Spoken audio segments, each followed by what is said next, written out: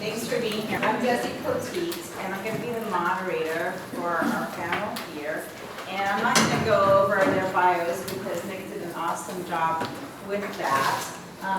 But I want to introduce Catherine, Pumehana, and Joe. And they're going to be sharing with us their wisdom. First question, what do you use social media for? What platforms have been most effective for you? So we can start with,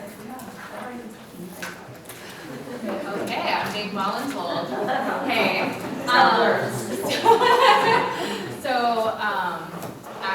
I think probably like a lot of you, I use mostly Instagram.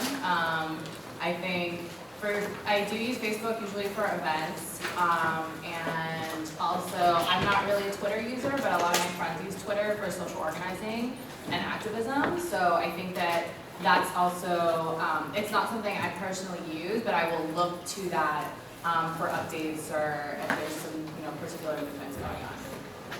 How many of you in the audience use Instagram? Twitter. Okay. Facebook. So a lot of social media use. Yeah. Joe, you want to answer that? Yeah, sure. You're being voluntold. Okay, yeah. Aloha, everybody. So my name's Joe Wilson. I'm an independent documentary filmmaker. And the way that we use social media is to help support the social missions associated with the films that we make. So the kind of films that my partner Dean, who you may have met when he stood up earlier in the room, what we focus on are stories that aim to bring voices and people and communities that are generally overlooked, ignored, marginalized by mainstream media. We try to bring those kind of stories to life. And social media is an important component of the stories that we're trying to tell, because you can make a film, you can put film and video together, but they don't mean as much unless you get eyeballs on those films. So we're lucky to work with the PBS system primarily to produce our films. They're a wonderful organization based here in Honolulu called Pacific Islanders in Communications that provides support, financial and other, to help people who are bringing stories forward that have Pacific Islander content. So that's a very important partner in the projects that we do, and we try to leverage that kind of support that they give to us to take those stories as far and wide as possible. For us, while we try to work in all the various social media space, the one that is most successful here in the Pacific is Facebook. So I'd be happy to talk more about that. So I'll explain two sides of what I do. So as working for a publication, so a magazine, right? We use primarily Facebook, Instagram. We use Facebook and Instagram mostly. That's because our readership are usually visitors, people who love Hawaii, travel to Hawaii frequently, who have lived here and moved away, or are from here and live on the mainland. So what happens, those kinds of readers tend to be like all into anything Hawaii, anything. So they want photos, that's what they want. And so Instagram delivers, it's the best platform for photos. They want anything, a pineapple, they want it. Like that's what they want. They want a beach, whatever. So that's our platform. If we're trying to disseminate information, we use Twitter and Facebook. There's a difference. Yeah, Instagram, we use it for promoting our brands. It's promoting the vibe of our magazine. It's getting pictures out there. They don't have to be related to content. Facebook, though, will tie into content, and we try to get people from that platform back to our website. So that's our business model, and that's the best way I can explain it. And Twitter is great for getting information out very quickly. So something like the Kilauea eruption, for example, people on Twitter wanted to know, we were posting updates. And we get our information from that way also. On the other side, I'm also a writer and a blogger, and I have been doing that for about 20 years. And I use Facebook and Instagram and Twitter primarily to, one, promote my work, and also promote myself. So, I mean, I hate to say this, we're all brands and whatever, and you have to manage your brand online, but it is true. I get a lot of my editors will find me on Instagram or on Facebook and message me. They see my work, and that's how I get more jobs. So I use them, you know what I mean? Like, I personally use social media for my job, my career, and then we also use it for our magazine. It's kind of separate from the two, but those are the platforms that I use and how I use them. Would you feel comfortable, like, pulling up the catfish? Oh, my blog? Yeah. Yeah, sure. I haven't updated it in a long time. That's okay. But maybe, I can't see what you see, this screen is weird. Okay, so if you look at, on the top right, I have headers, I have musings, food, cat travels, baby fox, 40, you see that on the top? Okay. So that's basically, okay, so I'll just explain the blog thing, because this is very long. When I worked at the newspaper, back in the day, when there was this thing called the internet, we started blogging, and it was brand new, and there was no Instagram or Yelp, there was nothing. And there was 6 of us that were assigned to voluntold to blog. There was one that did politics, 2 that did politics, 1 did small business, 1 did parenting, 1 did UH football, and then there was me, and I was really young, I was like 23 or something. And they're like, oh, you are going to do the lifestyle blog. And I said, I don't know what that means. And they said, well, just write about anything except politics, football. And so, I mean, people know this, like, you never blog about everything. It's stupid. But that's what I did. And so every day I go, and then don't ever call your blog daily anything. Yeah, good, your stuff. So my editor called it this daily dish, and I wanted to die. Because I had to blog. So I blogged daily for years, every day on top of my job. Really dumb. So anyway, so I did that, and I wrote about, like, I watched reality TV, and then I would blog about it the next day, or it was just relationship. It was anything. And I remember on one Friday, I walked to downtown, and I ate lunch at this Mediterranean place. It's still there. It's been around forever. It's not new. And I just, like, took a picture of my food, and I posted it. That's literally all I did. I posted a picture of my food. I was like, oh, I ate at this place, and look. We saw this huge spike in numbers. It was like me and football. I was like, what? So I went to my editor. I was a feature writer at the time. And I said, we got to get our food editor to blog. And of course, I mean, when you get old, you understand. When you're old, you like, I don't want to do any more work. I'm not getting paid for it, right? So food editor was like 86, the idea. And then they're like, well, you're doing it, so just keep doing it. I'm like, what do I know about anything about food? I mean, what? So every Friday I would post about food. That's it, like anything, whatever. And that's how I became a food blogger, believe it or not. That's ridiculous. So there was no Yelp, there were no food blogs here. I mean, this is like 12 years ago, it's a long time ago. And that's what happened. So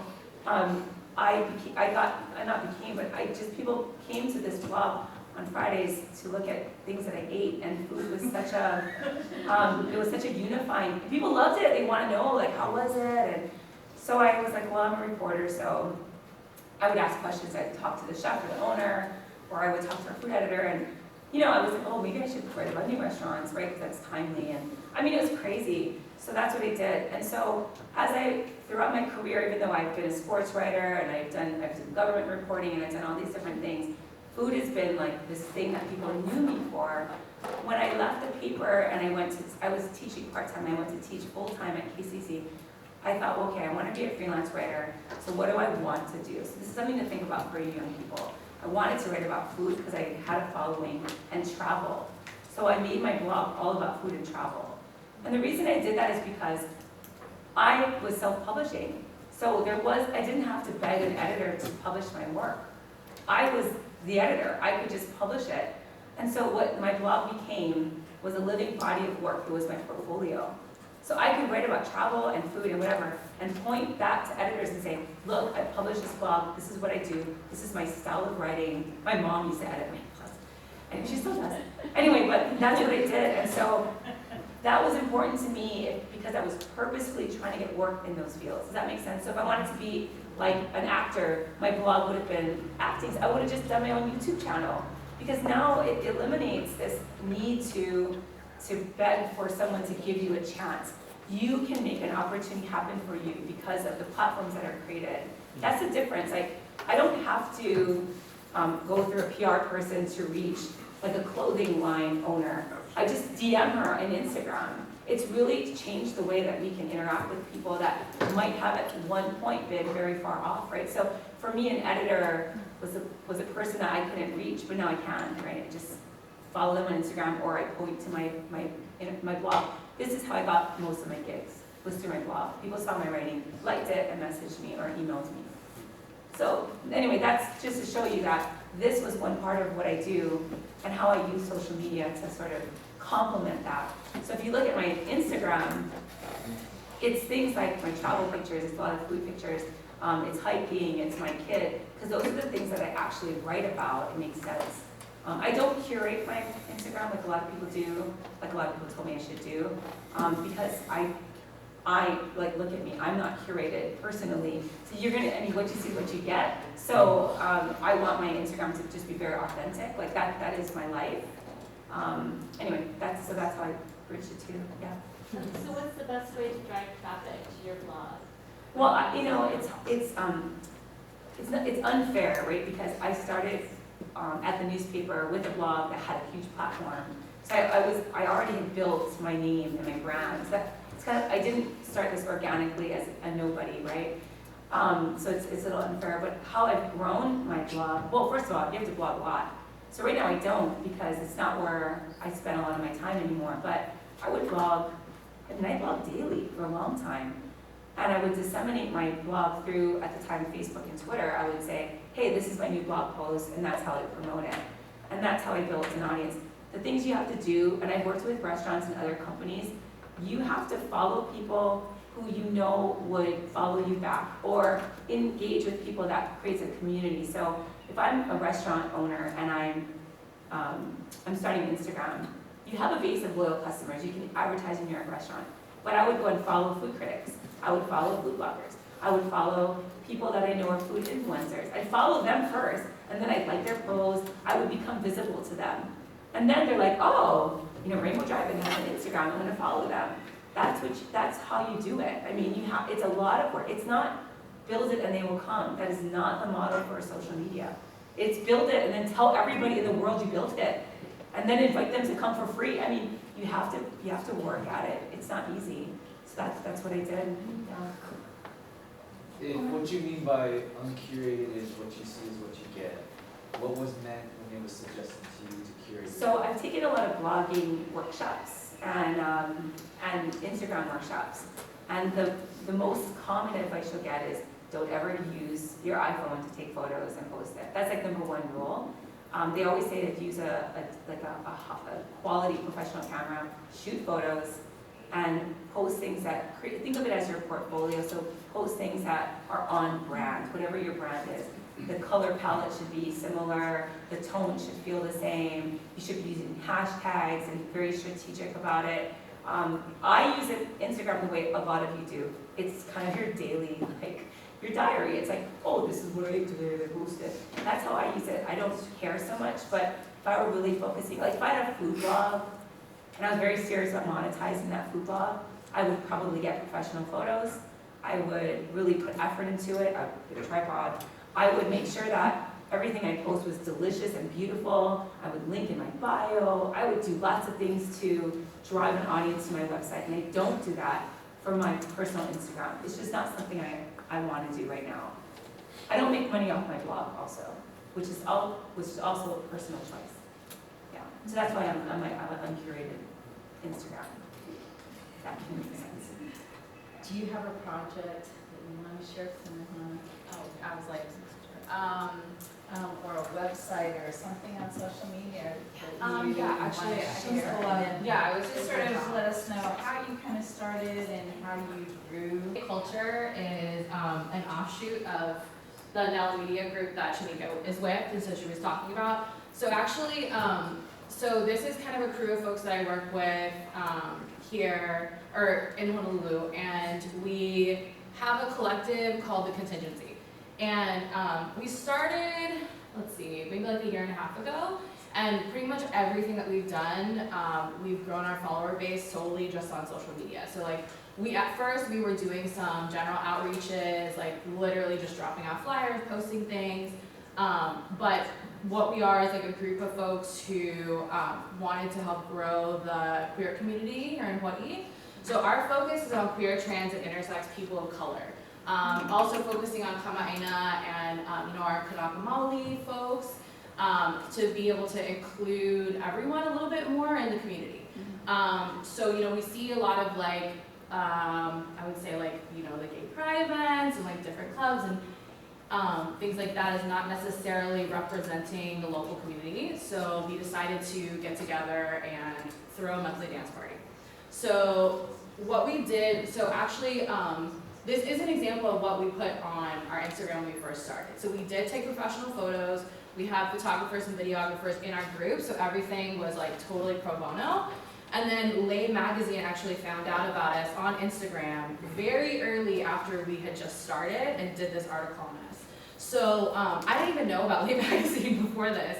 So it was really cool because then we all got to meet a lot of people from Nella Media Group, and so now anytime something happens, they call us. Like, I don't know if you guys know who Madam Gandhi is, but she was here a few months back. She's an amazing drummer and DJ, and they flew her out, all this stuff. We had like a personal talk story with her, like free food, like all this stuff, just because we're visible in the queer community. And it's kind of funny because we haven't been around for that long as a collective, but because we're visible, we've been putting content out, people will reach out to us for events and when people come into town and things like that, to kind of bridge like local Hawaii with folks coming like from the continent. So that's kind of one way that we've used, like speaking to like what Catherine was saying, like you can choose like how far you want to take it. I think probably a lot of you are really familiar with social media and different ways to use it. So there's, you can go the personal route and post however frequently or infrequently you like. I think for us, we kind of went a middle road. Like we all work full-time jobs and have a lot going on. So we're not really like on social media all the time. I think if we were, we would have a much larger follower base. But I think for what we wanted to do, which was really connect with community and meet people and like do events and bring people together, that has definitely happened.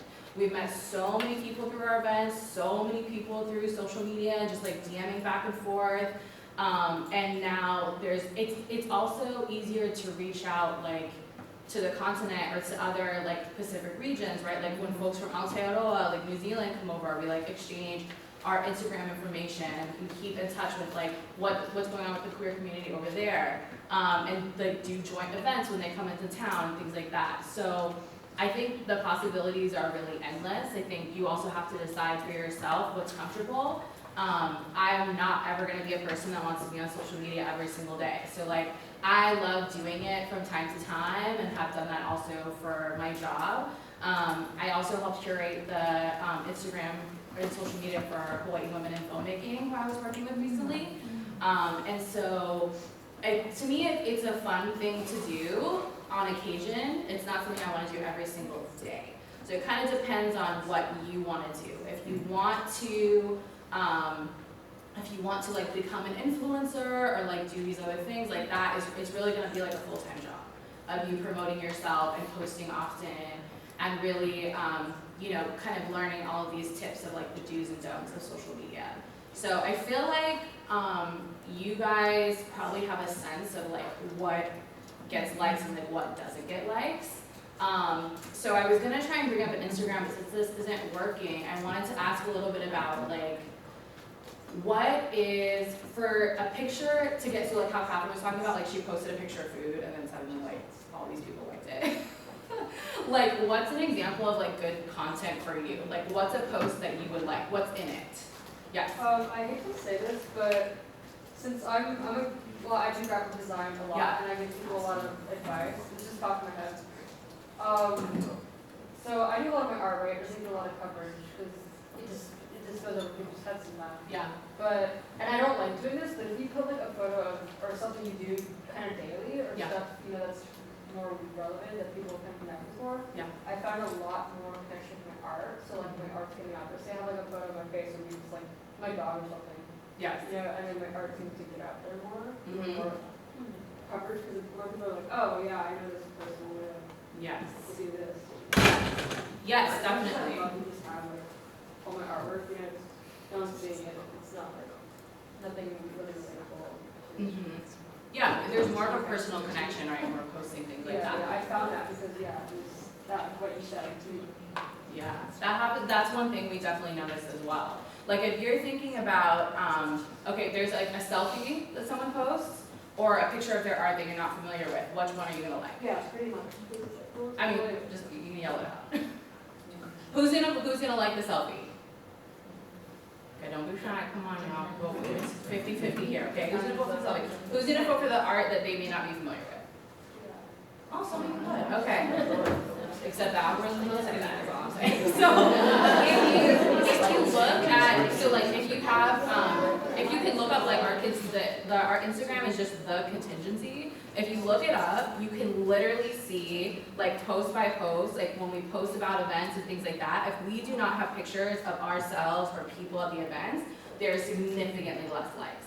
Like we posted a picture from another Lay Magazine interview that they had of like 3 of us founders, and that was like the most likes that we had gotten, because it was like a close-up or like a medium shot of all 3 of us having fun, like talking story, and we were like, oh wow, that was great. We just like posted it as like an update of what we've been doing, and then that actually got a bunch more likes than like other stuff.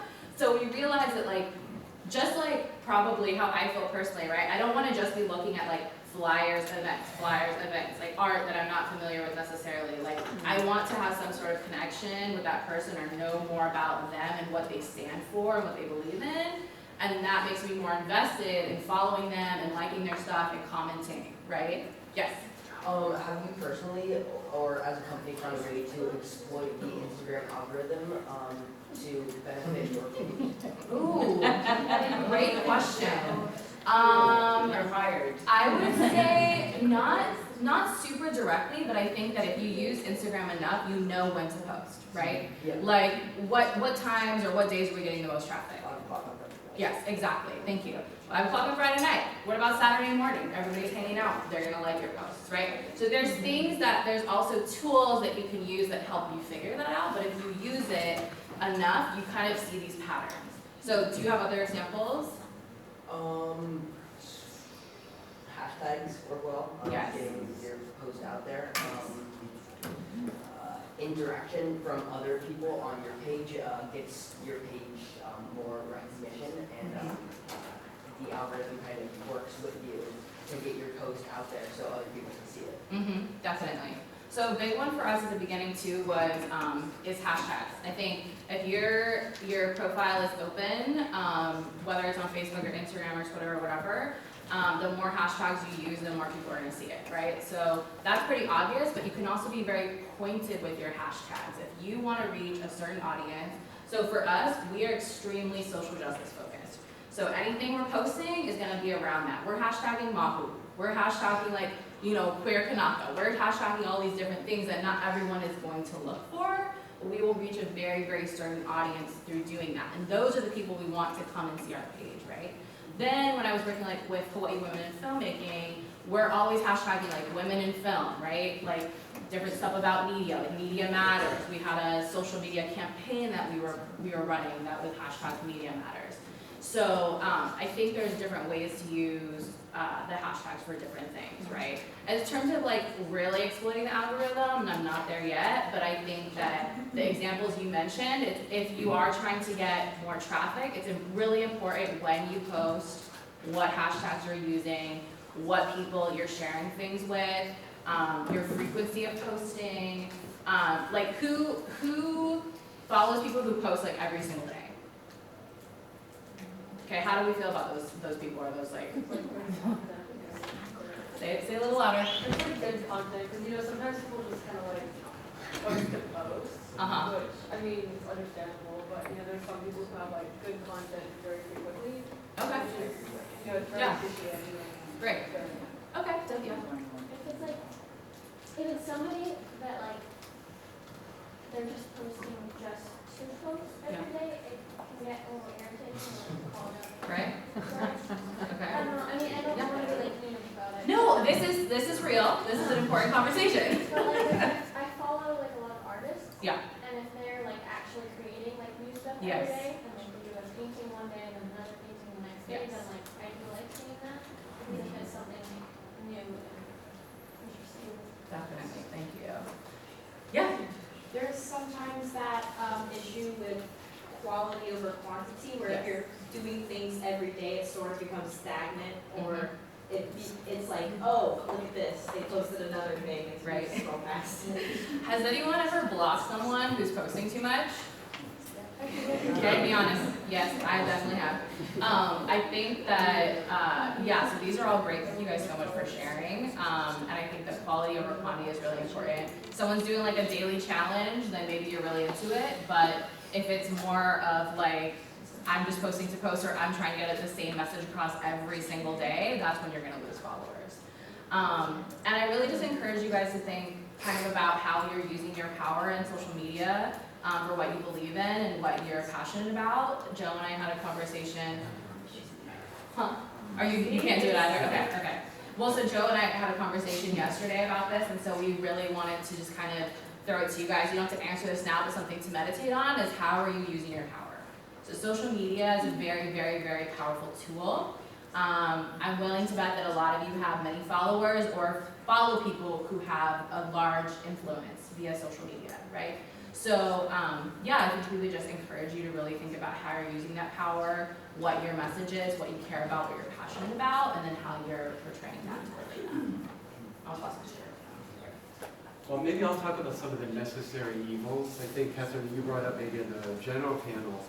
And maybe if folks have phones or whatever, you can just look. Yeah. So some examples of like my projects or social media sites would be on Facebook, the Pumehana project, which is a film about Pumehana, who's a Native Hawaiian cultural practitioner and advocate. Or a current film that we have out is called Laitis in Waiting, L-E-I-T-I-S, which is the term for transgender women in the Kingdom of Tonga. So when I say the necessary evils of social media, kind of what has been frustrating for us working on kind of social issue films is, how do you reach the widest possible audience? And going into a space, so that's Pumehana, the film. It came out about 4 or 5 years ago, but we're still quite active because the message is important, right? How do you create schools, families, communities, etc., that are welcoming and inclusive of all across the rainbow spectrum of diversity. And so we engage our audience primarily through Facebook, as I said. We have about 20,000 followers, but to get there, we had to invest in reaching out. So the frustration of these corporate controlled spaces is that we are struggling hard to build an audience for ourselves, but it's ultimately an audience for them. And then they charge us to reach the audience that we have built. It's been very frustrating. We go kind of up and down on that, but we find that there is still value in building our audience by boosting posts or kind of advertising to expand our base so that we can continue to generate conversations and build the movement to promote the issues that we care about. So I don't know if anybody here has experience in doing that. It is frustrating, but we find that it's worth it. As you do that, I think everybody else has said that you're reaching people in new and creative ways, and sometimes people come to you because they have found your content. So one of the things that was particularly valuable for us and actually helped us reach more eyeballs than I ever imagined we would reach is an amazing creative site here in Hawaii called 808 Viral. Anybody familiar with that, or do you follow it? Raise your hand. Yeah? So they're pretty active, I think, probably in all the social media spaces. I think their largest audience is on Facebook, where they have about 175,000 followers. What I really think is amazing about them is they start from a point of view of entertainment, right? Creating amusing, kind of funny videos or pictorial kinds of things that get our attention. But most of their posts also have kind of like an underlying, what's the kind of message about this? It's not just stupid stuff for the sake of doing stupid stuff. It's using, in this case, kind of comedy and entertainment to provoke people to think about things that they might not otherwise think about. And so in this film, you can see up here on the screen, we had within that film a 2-minute piece of animation that is called The Meaning of Mahu. And it was essentially Pumehana telling the history of the cultural context of Mahu and Hawaiian and Pacific culture, why it's important, and what it has to offer us today. So 808 Viral saw that, came to us and asked if they could use that 2-minute piece in their stream, and they did. They uploaded it into Facebook, and it now has had over 1 million views. So when we, kind of made this film, especially as a PBS film, you're hopeful that you're going to reach an audience. So we went the traditional route. We got PBS funding to make the film. We got national broadcast, where it's estimated you reach about 1 million viewers during your national broadcast. But still you want to do more. And when we're doing our social media stuff, if our posts get, I don't know, a couple hundred or a couple thousand likes or some kind of interaction, we think we're doing pretty well.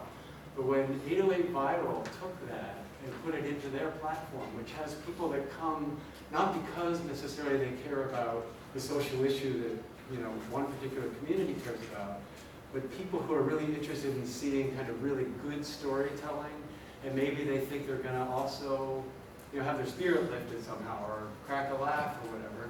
They're also then throwing in the kind of content that pushes the envelope a little bit. And I think that's a really exciting and creative way to think about how to build an audience in ways that might bring them in the ways that are quite popular, but then really use your platform for the things that you care about deeply, and that you can kind of engage people who might not otherwise engage in those kind of stories unless they came through that, that first window that places like 808 Viral help. Can I ask you, so you started off with doing this, and it's an amazing film, so I had a chance to see it when it showed for the Women's History Month. I don't know if it was last year or the year before, but it was great, and Pumehana was here and shared her story a little bit as well. So you're starting the film, then how are you then promoting it? How soon do you start promoting it as you're in the process of making it? Do you set up your Facebook page? Do you start setting up Instagram? How did you do it, or how do you see, like, as you probably made some mistakes and learn from that, how would you, going forward with another project, how would you sort of set that up? Yeah, no, that's a really good point. So if you're making something that you want people to see, you have to really participate in creating the audience for it. So for the films that we make, they take approximately 3 years to 4 years, sometimes longer, in the filming and then the post-production, the editing and all of that, to create the project. So fortunately, we get funding to do that, to pay ourselves a little bit, but mostly to pay the creatives that work with us, editors, and all the people that are involved in creating the final product. But over that process of the making of the film, we are really active in building our social media audiences, so that when the film is finally ready to launch, we have a community of people that we know care about the issues, have been following, whether it's Pumehana, kind of the personalities that are involved. And by the time that we're talking about it, oh, it's premiering in London, or it's coming out in Honolulu, or whatever, we have an audience of people that's already chattering about it and ready to start, kind of communicating with their friends, like, hey, let's go see this, and so on, etc. So yeah, that's important. It takes a lot of time. It's another, to us, professional task associated with whatever it is you're trying to do. In launching. Yeah. Do you have a question for Joe? I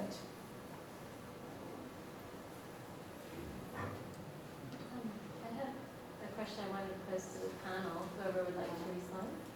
Great. We're at that stage.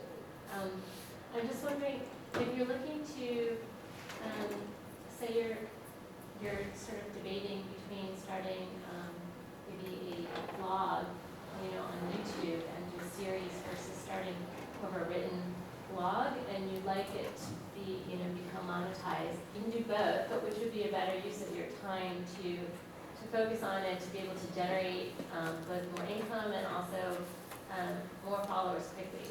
Would you, unless people are sort of looking at written blogs these days, it sort of seems reading is tapering off as compared with video, but I was kind of wanting to get your. I mean, I think it depends on your content, right? So if you're a food blogger, you need the print. I mean, you need the words because you need to give a recipe, but the vlog is where I think we're seeing growth because it's actually people doing it, right? You're watching someone prepare it. And you can monetize both. I know food bloggers, mommy bloggers, they make most of their money on affiliate sponsors or sponsored posts in the written form, much more than on YouTube right now, but that may shift. I think it just depends on, like, what kind of content are you talking about? I mean, I'm asking, like, what, yeah. Like, well, actually, we're looking to create, primarily it'd be like a video series that would be based with the kids reviewing different books and educational content for other kids. oh, that would have to be video then. And homeschool families. Yeah, you wouldn't want to do that in a written form necessarily. I mean, you can, but yeah, that sounds like a video to me, That's what right? you're thinking, but then would you also want to have like a related blog or website that you drive people to? You so that would, promote the because products that you you're can sell. reviewing.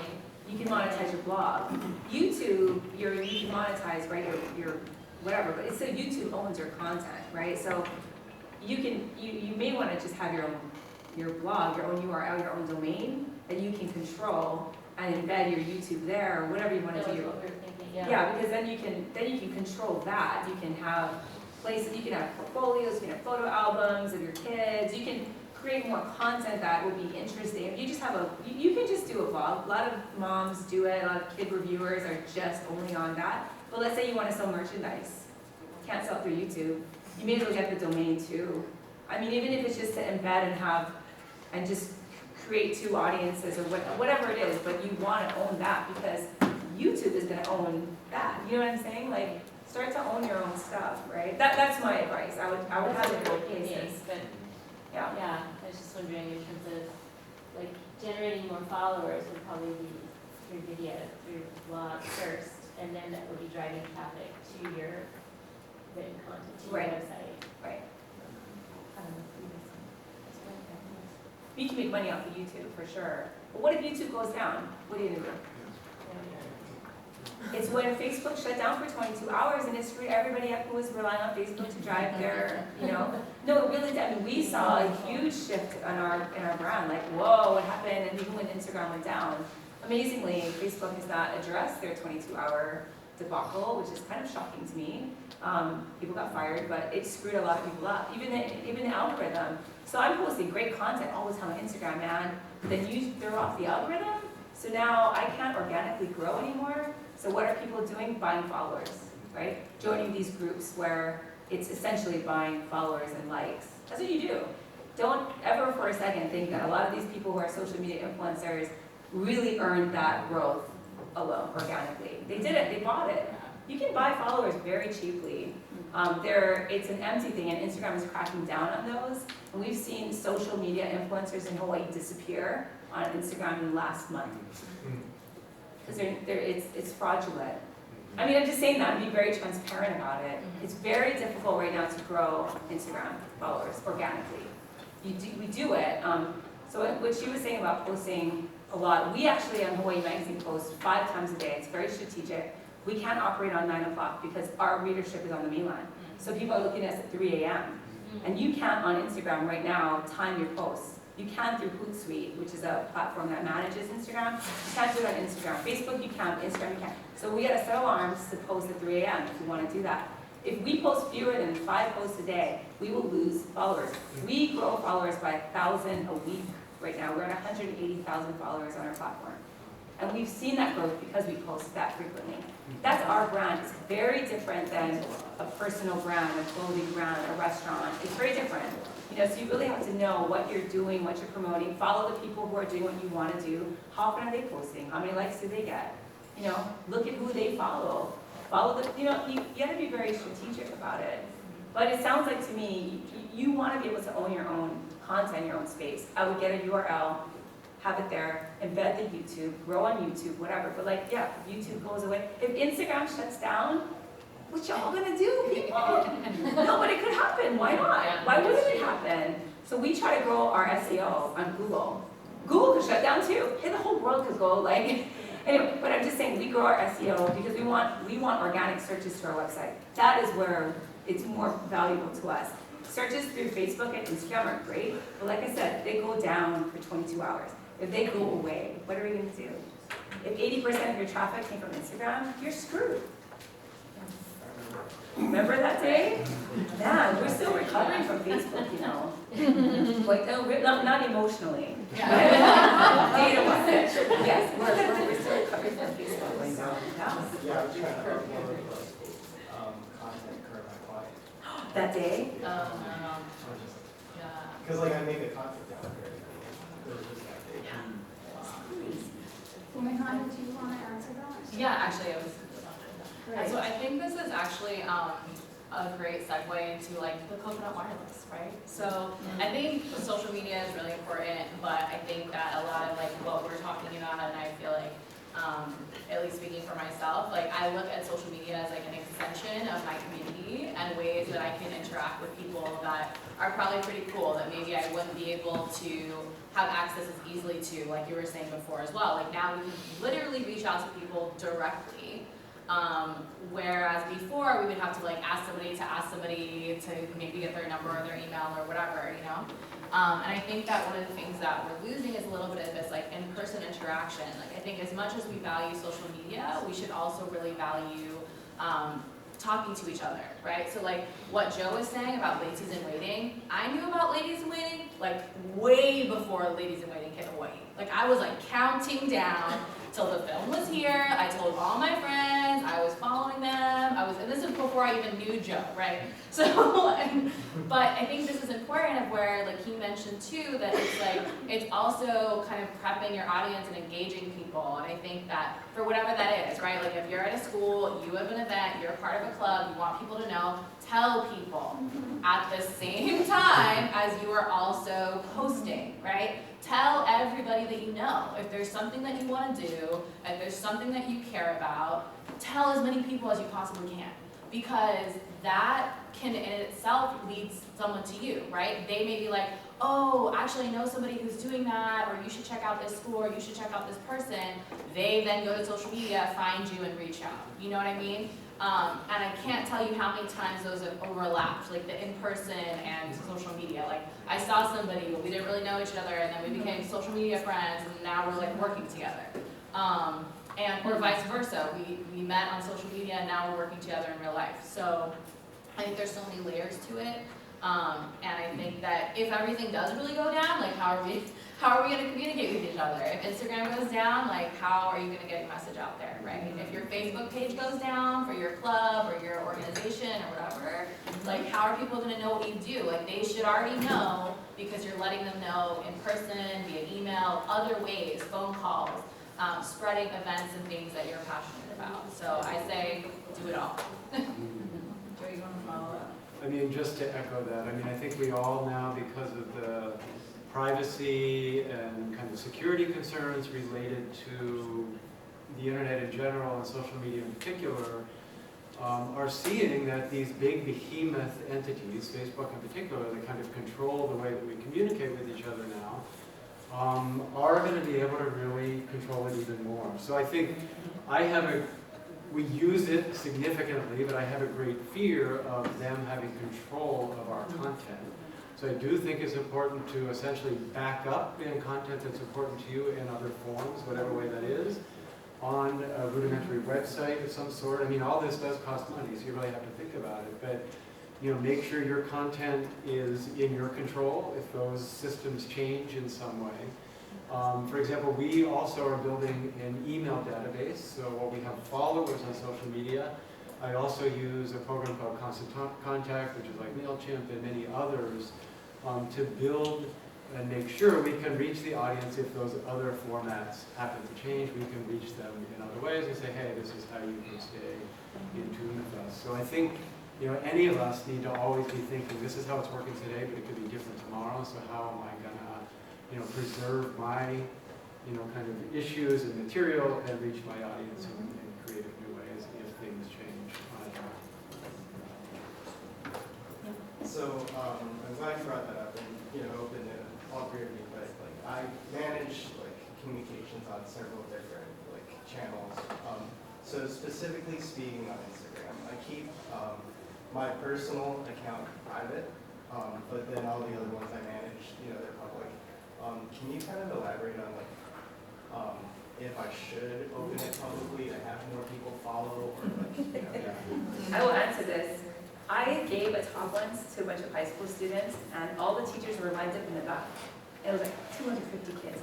And I said, how many do you have private accounts? And everybody raised their hands. And I'm like, make it all public. And the teachers in the back were like, no, no, no, no. I'll tell you why. First of all, there's no such thing as private accounts. There's no such, it's not true. How many of you kids, students, even you guys, have grabbed the phone of your friends and scrolled through their friends list of private accounts that you didn't have access to? Right? Have you all not done this? Okay, thank you. How many of you guys have screenshots of an email that are texted to you? Okay, there's no such thing as private accounts. Why I told all these students to make their accounts public is because if you know your account can be seen by the world, including grandma and auntie down the street, you're going to really think about what you're going to post. Yeah. You have to be 100% comfortable and cool with everything you put on the internet. Everything. Even if it's private, everything. You can't be like, oh, it's private. No, no, no. Public. Go public. And if you especially want to grow, you got to go public, right? And there's no other reason to do it. I say that, I mean, I know that's horrifying to parents, but it's true. Right now, I don't know if, I feel like I dreamt this, but I think it's true. There's a state right now, and I feel like it's California, but I don't know. Chris, you know, where they're talking about whether or not kids, when they turn 18, can sue their parents for the stuff they post on social media. What? Is it California? Well, yeah, people. That's why when I had a baby, I was like, ooh, I don't know, you know, because this goes back to what she's saying about intention. What is your intention for posting that photo? Honestly, ask yourself, is it to get likes? Is it because you want to make somebody jealous? What is the intention? So me posting a picture of my kid looking dumb or snot coming down his face, what is that for? To preserve the memory? BS, right? It's to get likes, right? To get people to like me. Think about it.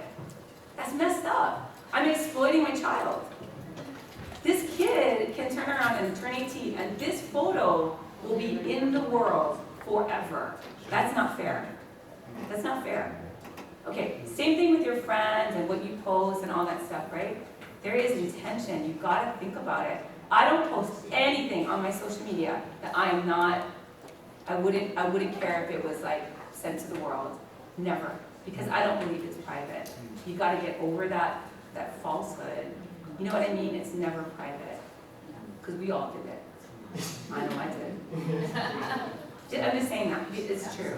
When I taught at KCC, I remember there was a kind of a policy. You couldn't friend your students or whatever. But teachers were all friends with each other on Facebook. This is like before Instagram. And I remember one of our lab tech guys, he was an APT guy, so he was a staffer. He had logged into our computer on his Facebook and he went away. And I was at a meeting. I came back. All my students were surrounding the computer because he was still logged into his Facebook account, going through all of the teacher Facebook profiles, like all of them. But that happened. Yes, have you done it or? No, I No, but you know, don't ever think it's private. Anyway. No, I have like, at a school I used to go to, there was an incident where like a kid made an account. Sorry, that's It's like just like a meme account for the school, like sharing stuff that was like funny for people that went there, you know, like about like, oh, you know, this assignment is bothering me, or like, Right. I guess. When this teacher says this thing, but slam book. That's okay. Different generation. done in an insulting way, it was just like kind of funny stuff. But then what happened was they found the account of one of the staff, the Facebook account, that was public. Like it was a public Facebook account, and they started like finding posts that they thought were funny from that teacher, and like posting them on Instagram. And they not like intended for that. Oh, yeah. Yeah. See, nothing's private, people. Public or don't do it. So I saw Kim come in, Oh, so I'm sorry. thinking that there's going to possibly be food. Oh, sorry. Can we all give a hand?